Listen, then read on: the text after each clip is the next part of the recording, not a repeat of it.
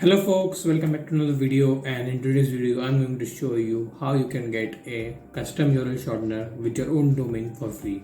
So without wasting time, let's get started.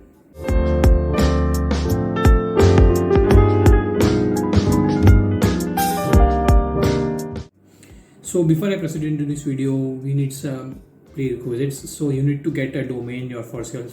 You can get a domain for free using the freenom.com service. If you aren't aware how to use that service, you can just go ahead and click on that particular video and find out how you can get a domain for free. So I already have a domain and I'm not going to waste your time so that we can proceed with the further followings. So I have this domain dis2.cf. I got this from Freenom. It's a 12-month period, and once it expires you can renew it again for free. So I have this particular domain. Now we are going to use this same particular domain for our URL shortener. So the service we are going to use is short.io. I'll just link their website in the description, so just go ahead and check it out. Now you can click on start for free and you can use the social logins, or you can enter your own email address.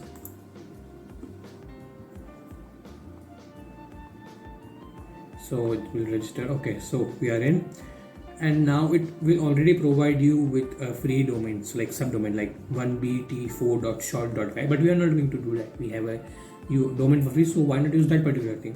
So add my own domain, and now we have a domain for like this 2.cf, and now there are two things. This is an empty domain just for links. This is a domain I already use for website or blog. Now what is a subdomain? So I'll just tell you what subdomain is and we'll get back to it. So app.xyz.com. Now app is a subdomain for xyz.com, but you can do that particular thing if you're already using xyz.com for a website or an app for yourself.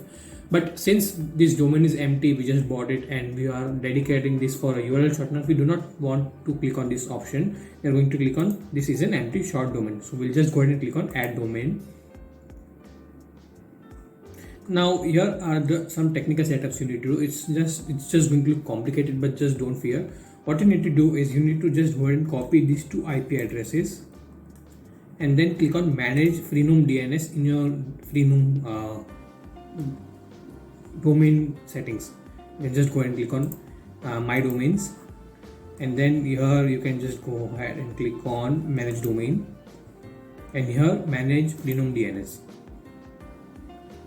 And here what you need to do is you need to just go ahead and add a target IP address here. Just leave it type A, and you can just go ahead and click on another A record here and copy this particular IP and then paste, and just click on save changes.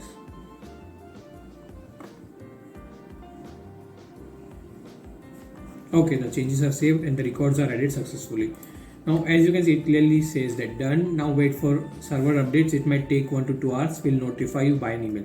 Now it depends. Since we are using a Freenom DNS, it's a free service, it might take longer than expected. Like I have an idea about where I used a Cloudflare DNS service. It took around 2 to 3 minutes, but since we are using the Freenom DNS, it might take a couple of hours. So I'll just cut it right here and then we'll meet once it's done. A few moments later. Okay, it's done. Now the trick is to keep hitting refresh. Until and unless you keep hitting refresh, it's going to take a long time. So yeah, it's done. Now I'm going to share some complicated things here. Just don't worry, it's just to give you a better idea what are the things you are capable of doing here. So case sensitive, what does this mean? So A, capital B, C. So it's going to be different from ABC. So you can, if you want to do that particular thing, you can just check mark it. I wouldn't recommend you do that because sometimes people tend to mistype or don't take care of whether things are case sensitive. So just leave it unchecked. Apart from that, there is replace original referral URL. What does this mean? So let's say that dis2.cf/abc redirects to google.com. Now typically google.com might know that this particular IP address was received from dis2.cf/abc, but if you check it, it will not know. It will just spray out some random domain, but it will not know that it came from dis2.cf/abc. But if you want to do that, you can just go ahead and check mark it. Doesn't matter. Now what is HTTPS link? Well, this is useful when you are using a subdomain, but since we are not using a subdomain, it's an original domain. It just is permanently disabled, but it works. It's going to be by default HTTPS. Now apart from that, you also enable search engine indexing. Now what does this mean? Like if you want your URL short domain to search on Google, being able to search on Google, you have to allow it indexing. If not, you can just go ahead and don't index short links or don't follow short links. Now, apart from that, automatic slug generation tool. So if you are using any other URL shortener, Bitly or Replantly, they automatically provide a slug. You can just go ahead and click on incremental, like it will start from 1 or A, B, C, and then you can do that. If you want a random slug, you can do that as well, or you can create a secure slug as well, like 10 character long slug. But I'll just go ahead and recommend you do on random. Apart from that, you can also exclude IPs you want. So let's say if you want this particular IP address, you don't want this particular IP address to access that particular domain or shortened link, you can just do it and go ahead. Apart from that, there is tracking and retargeting as well. So you can put your Google Analytics ID, Subway ID, Facebook ID, Adobe ID, and stuff like that. It's just pretty complicated. I'm not going to show you that.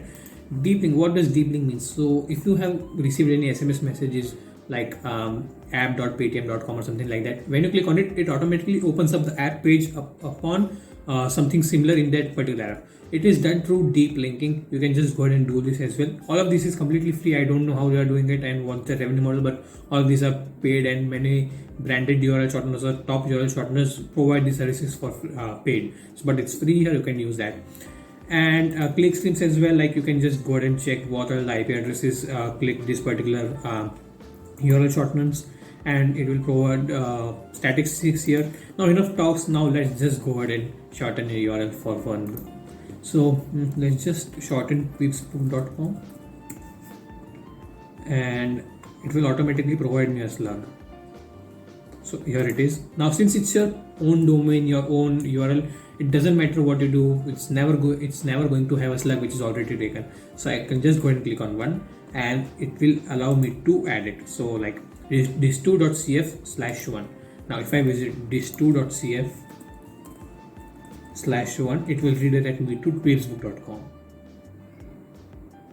See, as you can see, this is the best part of having a personal URL shortener. No matter what you type, the URL slug is going to be always available because it's your own domain. Now if you want to customize it as well, there are tons of options. You can change the slug, you can change the title, you can change the original, like you can redirect it as well. You can do iOS targeting, you can do Android targeting, campaign targeting, like the UTM parameters like UTM slows, UTM titles and stuff like that. You can also do geo targeting. You can make it a temporary URL. These are geo targeting and temporary URL are paid features like link cloaking, password protection. But since there are a lot of options that are available for free, I guess this is the best service to use. A/B testing as well. So it will automatically detect a couple of users. So let's say that there is the two kinds of version you want to use. One is provide some image in a different way, another in a different way. You can automatically do that, and it automatically scans what other people needs to view which part of the web page. HTTP status, you can make sure that the redirection is permanent, standard, or form submissions. It's different and it's complicated. Just telling what are the things you can do with this particular domain.